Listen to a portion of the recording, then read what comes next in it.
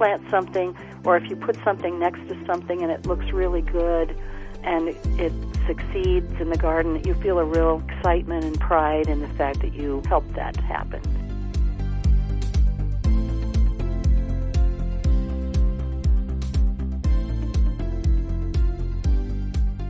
Hello again, and welcome back to another episode of Wisconsin's Outdoor Explorer podcast. You know, I've never really considered myself to have a green thumb.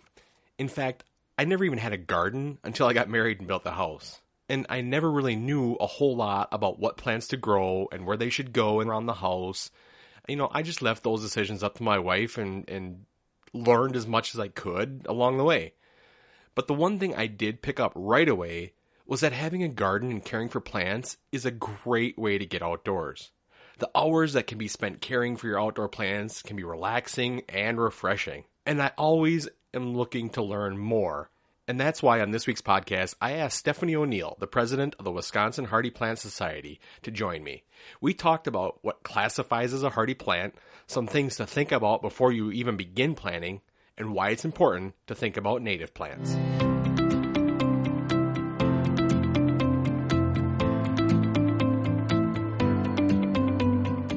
Stephanie, thank you for joining me on the podcast. Well, I really appreciate your asking me, and it's great to have an opportunity to talk about our plant society. So, Stephanie, what is the earliest memory of being outdoors? It's really kind of hard because I didn't grow up in a rural area. I grew up in a town, but, the earliest memory is probably going to the park with my mom and my little sister and riding on the swings and being out in the outdoors that way, and then being in the backyard. And actually, my grandmother used to go to the cemetery, which was right next to the park, and we'd put flowers on the graves at Easter or Memorial Day or whatever. And I always thought of that as being outdoors, so that's kind of an odd one, but that's me. Yeah, but you know what? That's kind of a nice, special memory that you'll always have with you. So I really like that you were doing something nice for others. And yes, that is getting outdoors, and that's kind of the whole point of why I'm out here helping to get people outdoors. It doesn't matter what you do as long as you're outdoors doing it. So yes, those are really great memories. As president of the Wisconsin Hardy Plant Society, my first question is, what classifies as a hardy plant? It's a couple of things. It's a plant that can survive in the area in which you live and come back the next year. So in other words, perennials.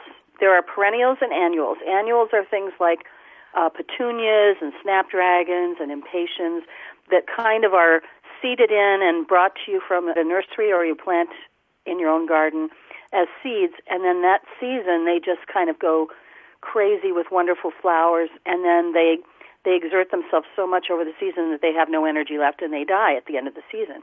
Well, perennials, they have a beginning and a middle and an end, in other words, to go dormant, so they can bloom at any time or grow at any time during the season and have peaks at various times. So you have some perennials that do really well in the spring, some that do well in the summer, some that do well in the fall. And the idea is to grow a garden that has those peaks all through the season, so you never have just one season of your garden. You have multiple enjoyments throughout the season. What are some of the benefits that you get out of the hardy plants? Well, the perennials have all kinds of colors. There are just thousands of perennials out there that you can find to meet a certain need that you have. If you like tall plants, if you like middle plants, if you like low plants for the front of the bed, you can just do a lot with them. And the annuals are fine for people who really like to mold their garden to what they want it to be. Perennials are really a long-term way to do that and build and build and build until you created a kind of an art form in your garden. Is there like a roadmap or some sort of directions that help people tell them like what hardy plants work better with others? You know, if you've got a certain hosta, does it work well with this? Or, so that they can, when they're planting their garden, they get the beauty that they want out of it.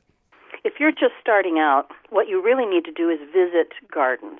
Go to Olbrich Botanical Gardens. Go to the Payne Gardens up in Oshkosh. Go to the Green Bay Botanical Garden. Go to Rotary Gardens in Janesville. Go and see what they are, and a lot of those plants are marked, and if you like the way something looks in the spring, visit it again in the summer to see how it looks, and just kind of, I mean, it's not a quickie plant it in the ground and it's there. Perennials take a while. The old-fashioned term for perennials is the first year they sleep, the second year they creep, and the third year they leap. So you have to be patient with perennials because when you put them in, they're just getting adjusted, and every year they kind of build and build. In addition to visiting gardens, and I'm not just talking about public gardens, you can visit friends' gardens and say, what's that plant, and how long have you had it, and ask questions and learn that way. My huge thing when I started out was the library. You go to the library, you check out, if you want a shade garden, you check out books on shade gardening. They talk about combinations of plants, and they talk about what you need to do to get the soil ready. And then, of course, Google. If you want to know about shade gardens, you just Google shade gardens or the name of the plant. You can just put that in and learn all about it. Missouri Botanical Garden has a wonderful plant directory. If you put a plant name in, you're going to probably 9 times out of 10 come up with Missouri Botanical Garden. Okay. And you can look up the plant that way. And then, of course, you can join a plant society or a group and go to meetings and learn about through their programs and meeting other people and asking them. It's just a great way to exchange information and ideas. Now, you talked a little bit about a shade garden. Can you explain that a little bit more? And what are some of the things someone should consider when they're getting ready to choose a plant for their yard or garden? You have to look at how much light it gets. And by the way, I am no expert. There is a Master Gardeners program through the UW-Madison Extension, and most of the counties have an extension office where you can ask questions and that sort of thing. And those are primarily made up of master gardeners who have studied and learned about gardening. I've kind of just absorbed it through talking to a lot of these people and reading and making mistakes in my own garden. But really, I've learned a lot from this reading, and I also love structure in the garden. And it's not just about putting a plant in the ground. If you like trees, what trees do you like? Where would you like to put them in your garden? It's starting with a structure of trees and then shrubs below that, and then below that would be plants. And you're always looking at how much shade, light it gets throughout the day. Sometimes plants can get along with just a couple of hours of light. Other plants need to have 6-7 hours. And again, the side of if it's on the north side of a house or just in the north end of a garden or a backyard, it's got different requirements. So you really need to kind of read up on the plant. So you have to know what the requirements are of the plant. And usually the tag at the store will tell you, at the nursery will tell you a lot about that. And also reading up ahead of time. But there are all kinds of resources out there that you can find. But don't be too quick to plant. If you want to plant annuals for a few years, that's fine. But and just start reading and thinking and talking to other people about, what would you like to see? When I moved into my house, there was a space in the back. It was like a giant swimming pool had been filled in. There was just this flatness. And there was a big old black locust tree back in the corner. And the first thing I said when I saw it was, I would really like to sit under that tree in the summer. So how do I do that? I want to have a path to get to it. And along that path, I'd like to have some plants, and maybe I'd like to have some smaller trees or shrubs. So you start asking yourself questions like that. And that will help you to figure out what kind of plants you want. Do I want a tree? Well, what kind of tree? What kind of trees grow in Wisconsin? And then you start looking things up and going from there. What it really comes down to is making a plan, doing your research, and then executing your plan after you've done your research.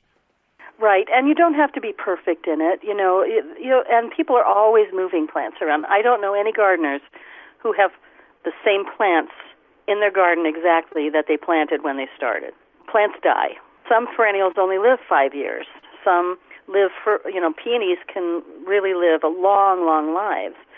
But you just kind of, you learn to live with death in the garden, and then you get another plant, and you plant that. But I think it's more the thoughtfulness of it that you need to really consider when you're starting out. No matter how quickly you'd like it all to fill in, it takes time. So we're in that springtime era right now, and if you have these plants already, what are the things I should be doing now to help those plants have a good year? Well, some people do all of their cleanup in the fall. those things that don't, that are easy to kind of pull out once they've keeled over in the fall are fine. I have things like coneflower and cup plant and other plants that are nice to stay up because in the wintertime I can see the chickadees going after the seed heads and in the wintertime when the snow falls you have this kind of mounds in the snow that make winter interest. You don't want to have a flat backyard because when you look out all you see is the snow and that gets pretty depressing. Yeah, it does. After a while. So it's a good idea to kind of get to know your garden and decide what you like to do. On the other hand, sometimes that means more work in the spring because you've got to clear out that old dead foliage and let the new come up. So it does require a little bit more time in the spring. The 40s is not bad to get out in your garden and just kind of pick up branches that have fallen and then start to pick up or maybe trim back some of those heavier branching perennials. Cup plant is kind of a square-stemmed plant that's about almost an inch in depth, and they're almost like branches, really. So you trim those back, and then you can kind of clear the way for the new things to come up. And the other thing I would suggest for people to think about in the fall, especially October, November even, is to find bulbs to purchase, to put in your garden, and that way those are early things that will come up about this time of year, the first things to come up in the spring, and that will give you some of that color and get you excited about getting out in the garden again. Even a package of 5 daffodils will get you started. Yeah. And you plant them properly in the fall, and in the spring then, in as early as March sometimes, you will have things popping out of the ground depending on the weather. And it's just such a joy to see a yellow popping out or a blue, little blue iris or something like that. It's just, it makes everybody just filled with joy at this time of year. And once they do pop out, is there a lot of maintenance to them throughout the year?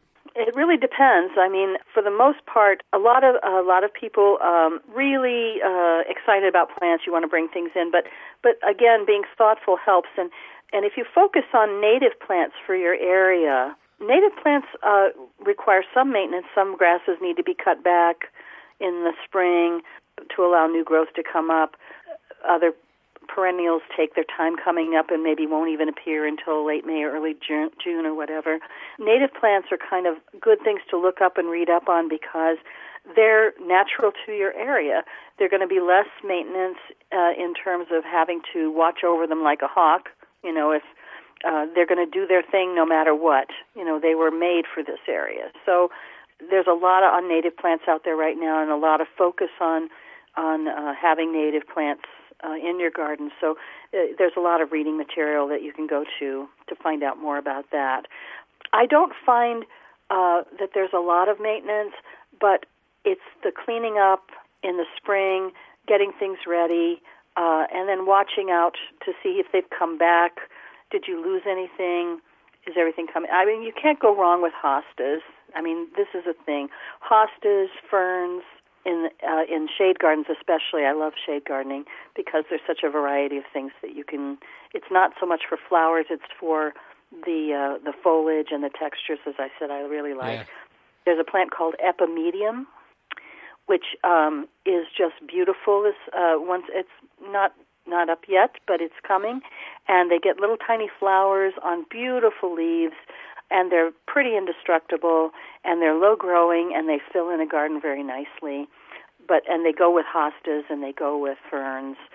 There's a little plant that I like called Corydalus, Coryddalis, and there's a yellow one and a white one. And the yellow comes up very, very early, and it blooms usually from late April through November. Oh, wow. You don't have to do anything to it.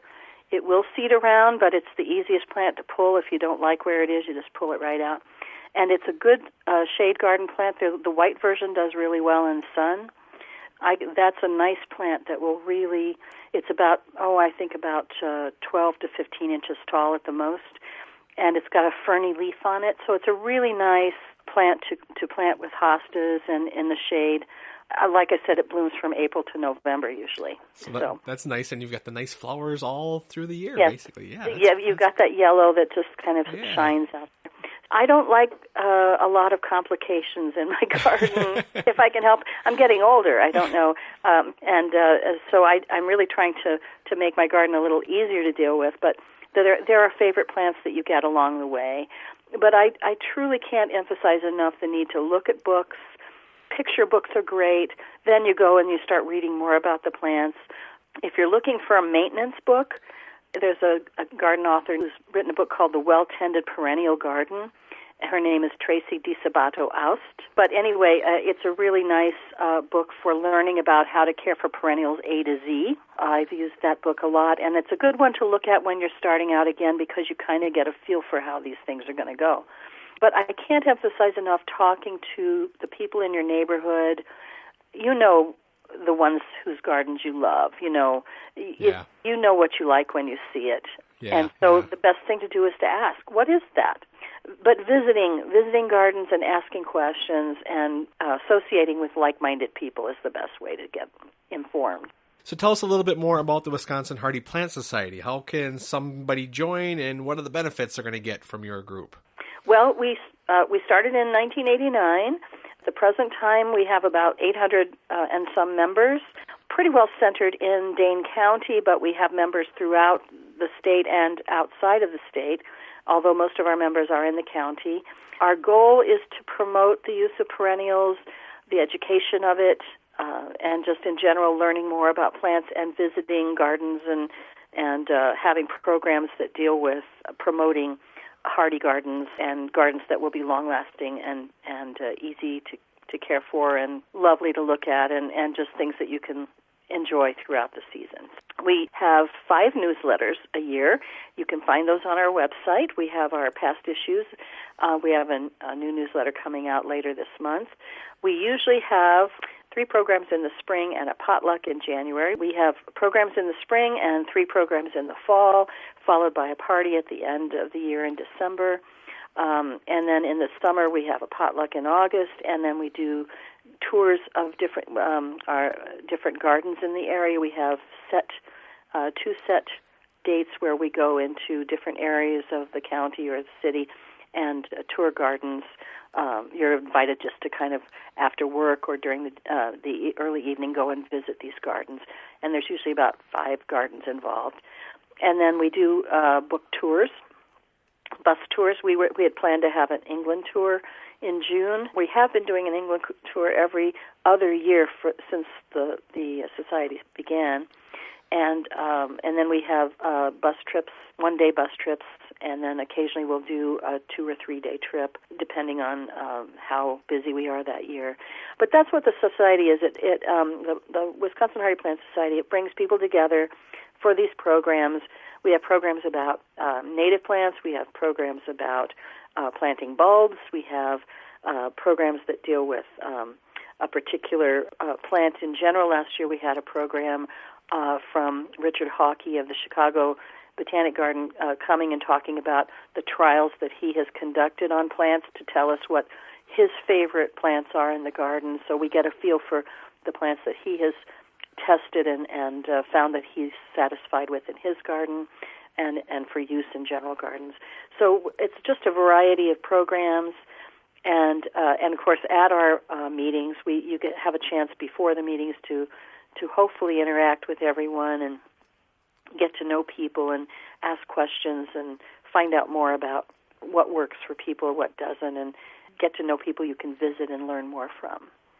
So it's really a part social, but primarily educational and learning more and getting to know how to make your garden a better garden for you. It sounds like you guys are a really great resource for experienced gardeners and even new gardeners to come in and really, like you said, learn from your experience and just kind of grow together, basically. We've really tried very hard to welcome in new gardeners and help people with questions that they have and hopefully get people to know each other and enjoy their company and learn at the same time. And we do have a Facebook page, and we also we started in the last year and a half, a group page.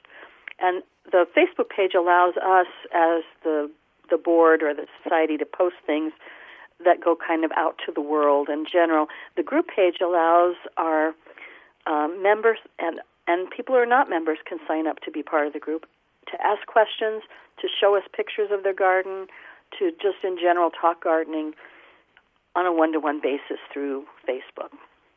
That sounds great, Stephanie. So my last question before I let you go, what is your favorite part about gardening? You know, I like the fact that when I go out, I never go out for less than 3 hours if I can help it, because what's the point? I mean, yes, you can walk through, but you just go out and you kind of get lost out there. You kind of have a thing to do, and you're, whether you're weeding or digging things up and moving them somewhere else. The planning, when it is done, is fun. The just being a part of it. I was never a big outdoor person. I spent the last 20 years before I became a gardener going to movies. I was the most pasty-faced gardener you've ever seen in your life. And I have these two very opposite enjoyments, movies and gardening. But gardening, the fresh air, the fact that you can see your accomplishments. You can plant something, or if you put something next to something and it looks really good and it succeeds in the garden, you feel a real excitement and pride in the fact that you helped that happen. It's just a nice experience, but it's just a pleasure to be out. And I love trees and shrubs, and I love just being able to see it, to be a part of it. It's just a pleasure. Well, Stephanie, I can tell you really love what you're doing, and it really is a labor of love, but I can just tell how much you enjoy it. And I want to thank you for coming on the podcast and sharing your knowledge. Well, and if you're interested in the Plant Society, go to our website. We have a portal. You can join there. You can ask questions there. You can read old newsletters there and just decide for yourself. But we welcome anyone interested in gardening and learning more. Well, that's great, Stephanie. Again, thanks for joining me on the podcast, and happy gardening. And thanks for the opportunity. I want to thank Stephanie for coming on the podcast. She shared a ton of information about hardy plants. I think the biggest takeaway that I got was that planning and research are really important. Know what you want to plant in your yard, know what you want your garden to look like before you even put that first plant in the ground. And don't be afraid to ask for help and advice. The Wisconsin Hardy Plant Society is a great resource, and they'd be happy to answer any of your questions. I'm going to put links to their website and links to some of the books that Stephanie mentioned in the show notes. Gardening is a great way to get outdoors and enjoy nature. With a little planning and some research, you'll find yourself sitting outdoors and enjoying your backyard creation as one of Wisconsin's outdoor explorers. Thanks again for joining me. I'm your host, Jason, and I'll talk to you again next week. Thanks for listening to the Wisconsin's Outdoor Explorer podcast. For more great information about being an outdoor explorer, visit our website at wisconsinsoutdoorexplorer.com. Be sure to check out the blog page and follow us on social media. And don't forget to subscribe to this podcast wherever you listen to your favorite podcasts.